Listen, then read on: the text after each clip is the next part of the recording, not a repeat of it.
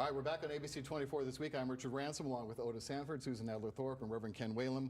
We're having a little fun this week talking about Thanksgiving and things that, first of all, if you joined us in the last segment, we talked about who we nominated for our turkeys of the year, and now we're going to talk about a little more serious issue, and that is what we're most thankful for. And I think there's a lot to be thankful for every Thanksgiving. So I'm curious, we'll start with you again, Otis, on this. You say you're most thankful for the midterm voters. Gee, I wonder why. Well, I mean, I went into this midterm election pessimistic to a great degree. Gerrymandering didn't help anything in a lot of states. But the midterm voters really showed up, as they say in the church, you appreciate this, they showed up and they showed out. They did the right things here. They rejected, for the most part, election deniers. They rejected conspiracy theories. They rejected Donald Trump in a huge way. And we see the results of it. Yes, the House is narrowly in Republican hands. Again, I say a lot of that is because of gerrymandering. Well, Nashville lost a Democratic seat. And Nashville lost a Democratic seat. Of course, well, I'm not even talking about Tennessee here, because Tennessee got even stronger with Republican control. But that's what I expected. I didn't hear anybody running in Tennessee on the Republican side talking anything about election denials. They didn't have to, but in other states they did, and the voters rejected it. I am thankful for those voters. Right, very good. Susan, you're most thankful for the Memphis economy. I am. You know, I learned many years ago in journalism school that the real news stories are the stories that seep and creep.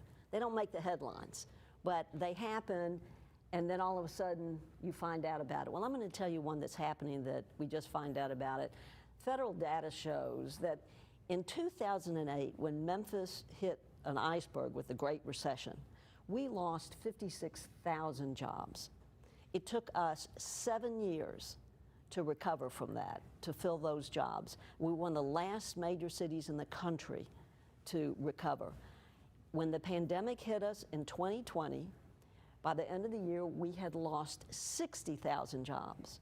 We are now a little over 2 years away, and we are fully recovered.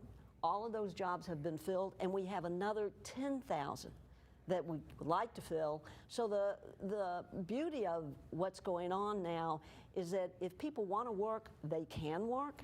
And whether you like them or not, I have to give credit to the state, to former Governor Bill Haslam, even to Governor Bill Lee, who have economic development offices that are really driving the force for economic development all over the state, including us, and to Mayor Strickland for being persistent as an economic spokesman for Memphis and Shelby County. And I think right now the future looks good for us economically. Well, I was going to say, I wouldn't be surprised if you choose the same exact thing next year after Blue Oval City gets up and running. And they've already started the hiring, but they're looking at literally hiring thousands of people between now and next They're Thanksgiving. not only hiring and giving jobs, but I know that there are companies that will make things for cars, batteries, or I don't know, steering wheels. I have no idea, but there are companies getting ready to announce in Memphis that they're going to open here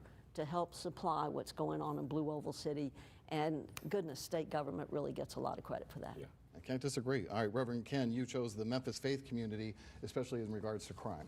Yeah, the context of my most thankful attitude is that even with seemingly out of control crime, I just heard today that somebody had robbed Memphis Light Gas and Water crew, and somebody robbed a television crew the other day. Right. And it looks like it's out of control. But can you imagine what it would be without the faith community? Can you imagine what an awful mess our community would be were it not for the Christian churches and the Jewish churches and the Muslim groups, faith community groups? I'm just thankful that we have an opportunity to impact people's hearts. Any kind of religion that espouses self-discipline and temperance and love, most of all, is something that's going to make a difference. And I'm glad we have a strong faith community in Memphis. And they're being more proactive. I've noticed that in the last year for sure. No doubt. So my most thankful for is the Memphis Grizzlies, which is also probably an easy choice. I get the award for that. This year is choosing the most obvious, but I don't think we can underestimate just what an impact they have on our community, the sense of civic pride, which is important for any city. And because they really are the only game in town as far as Major League Sports are concerned, they're an awfully fun team to watch too. And their cohesiveness and the unity we've seen in the past year, I think is inspiring and maybe a little bit threatening to other NBA teams. I agree with that. I know you're a season ticket holder, so you. Oh yeah, I agree with everything that you just said. And I was talking to a good friend of mine. We used to work together at Commercial Appeal. We can't even watch college basketball anymore because it pales in comparison to the excitement and the joy that you get watching the NBA. Especially some of these teams that are coming into town. It's Yeah, no just a question. lot of fun. No question. All right, very good. And I'm also thankful for the three of you. There Well, you thank go. you. Well, Same I'm back to thankful you. that I'm back in the studio. Right. Me too. Me too. and for our Absolutely. friendship for how many years? Oh, Too more. many. That's even more than we can count. Richard, too. Long time. All right. And we thank you at home as well. Please join us next week for ABC24 This Week. Happy Thanksgiving.